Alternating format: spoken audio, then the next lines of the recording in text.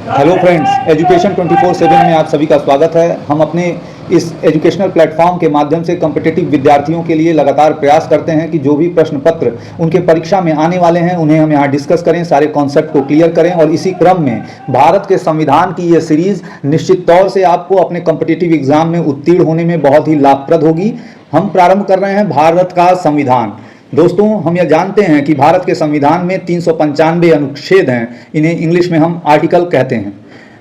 भारत के संविधान का प्रारंभ होता है भारत के प्रस्तावना से। निश्चित रूप से हमने अपने जब बाल्य अवस्था में अपने पाठ्यक्रम का अध्ययन हमने किया था, कक्षा 6, 7, 8, कई बार तो कक्षा 3, 4 एनसीईआरटी की किताबों में भी भारत के संविधान का चित्रण, उसके प्रस्तावना का चित्रण रहता है। आपने भली भांति इस चित्रण को कई बार अपने आंखों के सामने अलग अलग जगहों पे, किसी म्यूजियम में या अन्य किसी ऐसे जगहों पर भी देखा होगा, पत्रों पर उकेरा हुआ। कई बार आप अलग अलग फिल्मों के माध्यम से भी भारत के संविधान की जो प्रस्तावना है उसको आप देखते हैं। भारत के संविधान की प्रस्तावना संविधान में क्या महत्व रखती है, यह जब हम नए नए केस लॉज का अध्ययन करेंगे तो हम देखेंगे।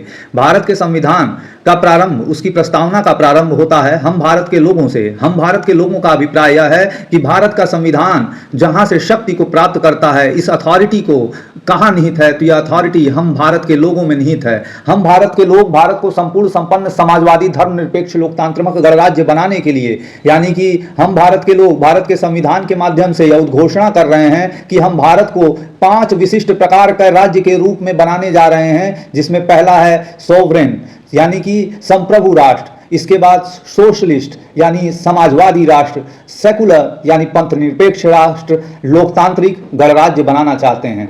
यहाँ पर सॉवरेन संप्रभु का अभिप्राय यह है कि भारत अपने किसी भी प्रकार के डिसीजन मेकिंग में, न्याय निर्णय में, किसी भी प्रकार के किसी भी आंतरिक या बाहरी संस्था के दबाव में नहीं कार्य करता। यह एक सॉवरेन स्टेट है। यह अपने डिसीजन स्वयं अपने हितों को देखते हुए लेता है। इसी के साथ 42वें संविधान संशोधन के माध्यम से समाजवादी शब्द और पंथ निरपेक्ष शब्द भारत के प्रस्तावना में जोड़े गए। यह समाजवादी जो शब्द है, इसका अभिप्राय भारत के संविधान के लिए अभी हमें वेलफेयर स्टेट यानी कल्याणकारी राज्य, जो कि डीपीएसपी भारत के नीति निदेशक तत्व, जो कि संविधान के भाग 4 का हिस्सा है, उसमें वर्णित है वेलफेयर स्टेट, लोक कल्याणकारी राज्य। और पंथ निरपेक्ष राज्य जो होगा वह किसी भी प्रकार से लोगों में पंथ के नाम पर, धर्म के नाम पर, संप्रदाय के नाम पर किसी भी प्रकार का विभेदीकरण नहीं करेगा। और राष्ट्र का अपना कोई धर्म नहीं होगा, अपना कोई पंथ नहीं होगा। यह राष्ट्र इसमें अफर्मेटिव एक्शन का प्रयोग जरूर कर सकेगी।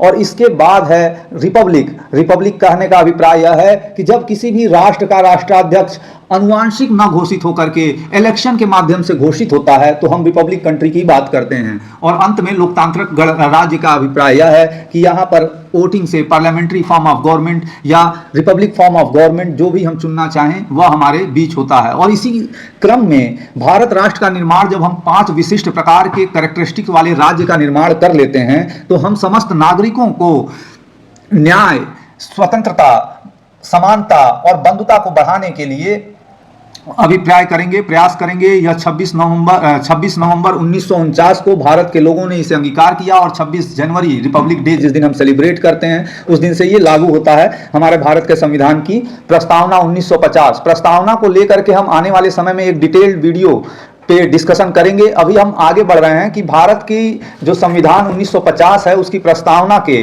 बाद भारत का संविधान में भाग 1 यूनियन एंड इट्स टेरिटरी यानी कि भारत राज्य का जो राज्य क्षेत्र है उसे परिभाषित करने का प्रयास किया गया है। भारत राज्य के राज्य क्षेत्र से संबंधित अनुच्छेद 1 से लेकर के अनुच्छेद 4 तक में वर्णित है। और इसको भी जब हम स्टेट और यूनियन रिलेशन के बारे में अध्ययन करेंगे, आर्टिकल 370 का अध्ययन करेंगे तो डिटेल्ड वीडियो देखेंगे। इसके बाद आता है एक बहुत ही महत्वपूर्ण चैप्टर, क्योंकि भारत राज्य का निर्माण हो चुका है।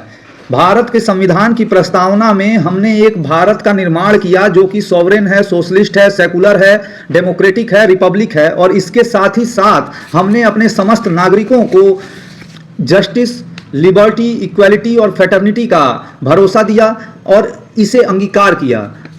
इन सपनों के साथ जब भारत भाग 1 में अपने राज्य क्षेत्रों को परिभाषित करता है तो अनुच्छेद 1 से 4 तक के क्रम में अपने राज्य क्षेत्र को परिभाषित करता है।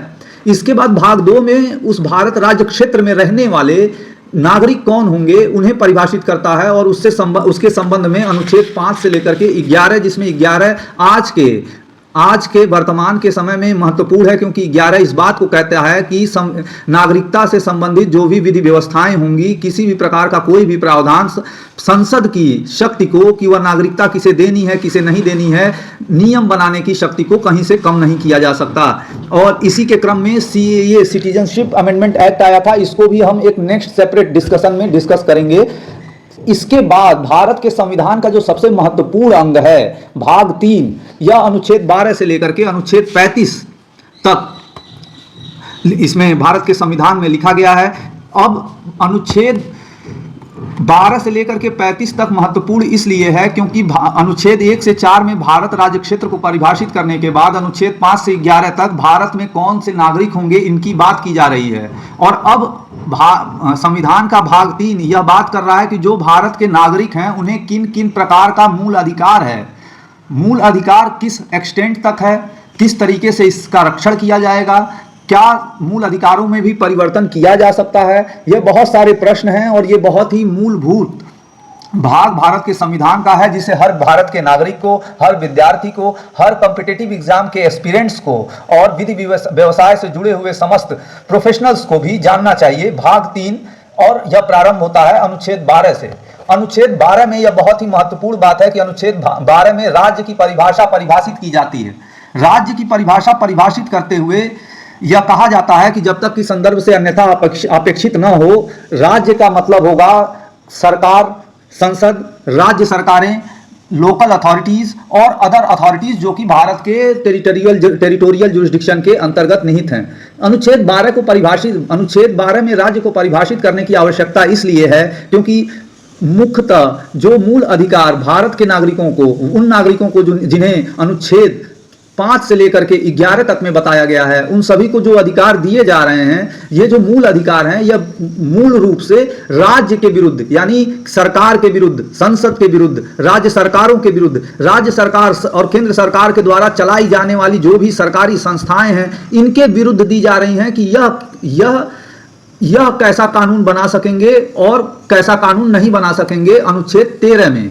यानी कि राज्य का परिभाषा इसलिए जरूरी है क्योंकि अनुच्छेद 13 में विधि क्या है इसकी बात करेंगे हम, और किस तरीके से भारत का संविधान जो 1950 में लागू हो रहा है वह आगे भी क्रियान्वयन के लिए लागू होता रहेगा, और पहले 1950 से पहले जो परिवर्तन किए गए हैं उस पर भी लागू होता रहेगा। इसको हमें समझने की जरूरत है।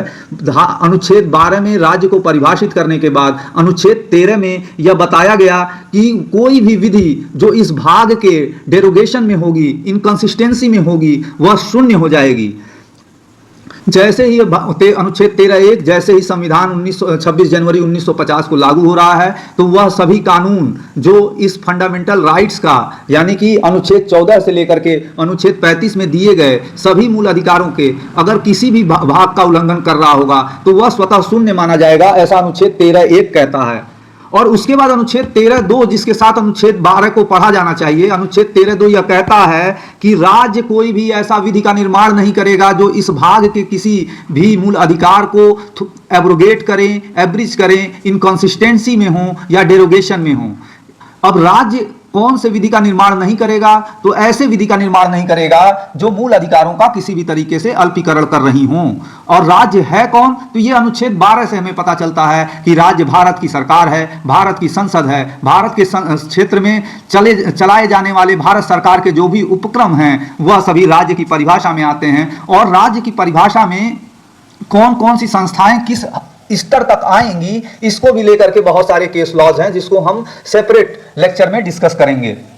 अनुच्छेद 13 के 3 में यह भी बताया गया कि अगर कोई कस्टमरी लॉ है, कोई कस्टम है, यूसेज है, तो उसे भी लॉ की बाध्यता होगी। अब सबसे पहले अनुच्छेद 14 प्रारंभ होता है equality before law. The state shall not deny to any person equality before the law for equal protection of laws within the territory of India।